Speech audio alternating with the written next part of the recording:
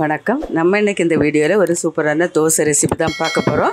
நமக்கு இட்லி மாவு தோசை மாவு குறைவாக இருக்கிறப்போ இந்த மாதிரி நம்ம செய்து சாப்பிட்லாம். ரொம்பவே நல்லாயிருக்கும். வாங்க நான் இதை எப்படி செஞ்சேன்னு பார்க்கலாம். அதுக்கு முன்னாடி இந்த சேனலை நீங்கள் இதுவரைக்கும் சப்ஸ்கிரைப் பண்ணலாம். சப்ஸ்கிரைப் பண்ணி வச்சுக்கோங்க. வாங்க வீடியோக்குள்ளே போகலாம். இந்த சூப்பரான மொறு தோசை பண்ணுறதுக்கு 1 கப் அளவு ரவை எடுத்திருக்கேன். இதை இந்த மிக்ஸி ஜாரில் சேர்த்துக்கலாம்.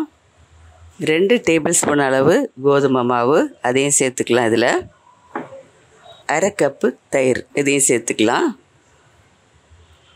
எல்லாம் ஒரே அளவில் எடுத்துக்கோங்க. ஒரே கப் அளவு எந்த கப்பில் எடுக்கிறீங்களோ அதே அளவில் நம்ம எடுத்தால் தான் இந்த மொறு தோசை ரொம்ப நல்லா வரும். 1/2 டீஸ்பூன் உப்பு சேர்த்துடலாம். இதை நல்லா அரைச்சி எடுக்கணும். ஒரு 1/2 கப் தண்ணி இதோட சேர்த்துக்கலாம். சேர்த்துட்டு நல்லா அரைச்சி எடுத்துகிட்டு வந்துடலாம். இப்போ இதோட இன்னொரு 1/2 கப்பு தண்ணி சேர்த்து மறுபடியும் அரைச்சி எடுத்துக்கலாம். இப்போ பாருங்கள் எந்த அளவு நல்ல மையாக அரைஞ்சிடணும். இதை ஒரு மிக்சிங் பவுலில் சேர்த்துடலாம். இப்போ ஜாரையும் கழுவி அதில் உள்ள தண்ணி ஒரு 1/2 கப்பு தண்ணி மறுபடியும் இதோட சேர்த்துடலாம். 1/2 கப்பு தண்ணி கூட இதில் சேர்த்துடலாம். மொத்தமாக 1/2 கப்பு தண்ணி இதில் சேர்த்துருக்கோம். இப்போ இதை நல்லா கரைச்சி விட்டுடலாம். உப்பெல்லாம் சேர்த்துட்டோம்.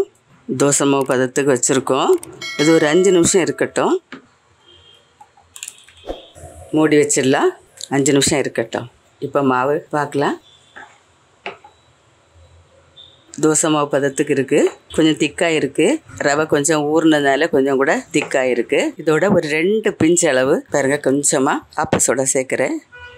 சேர்க்கலனாலும் பரவாயில்ல, வெறுமனா சேர்த்துக்கோங்க. இதை நல்லா கலந்துக்கலாம். இப்போ இந்த மாவோட 1 கப் தோசை மாவு இதில் சேர்த்துக்கலாம். பழைய மாவு சேர்த்து நல்லா கலந்துடலாம். இவ்வளோதான். இனி நம்ம தோசை ஊற்றலாம். இப்போ தோசைக்கல்ல எண்ணெய் தடவி இருக்கேன். கொஞ்சம் தண்ணி சேர்த்துடலாம். தோசைக்கல் சூடானதும்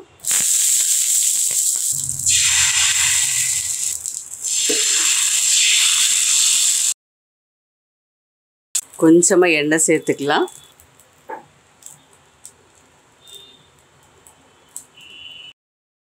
தோசை மாவு கொஞ்சமாக இருக்கிறப்ப நம்ம ரவை சேர்த்து இது மாதிரி தோசை சுட்டா மொறு தோசை சுட்டு எடுத்துக்கலாம். தோசை எடுத்துடலாம்.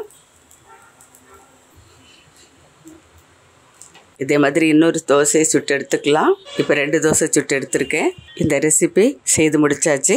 ரொம்பவே நல்லா வந்திருக்கு. நீங்களும் வீட்டில் இது மாதிரி ட்ரை பண்ணுங்கள். மறுபடியும் ஒரு நல்ல ரெசிபியோட உங்களை நான் சந்திக்கிறேன். மறக்காமல் லைக் பண்ணுங்கள், கமெண்ட் பண்ணுங்கள், சப்ஸ்கிரைப் பண்ணுங்கள். நன்றி. God bless you.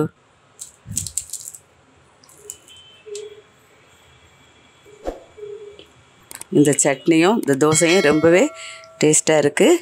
எல்லோரும் விரும்புவாங்க. வீட்டில் நீங்கள் ஒரு தடவை செய்து கொடுத்துட்டு கமெண்ட் பண்ணுங்கள்.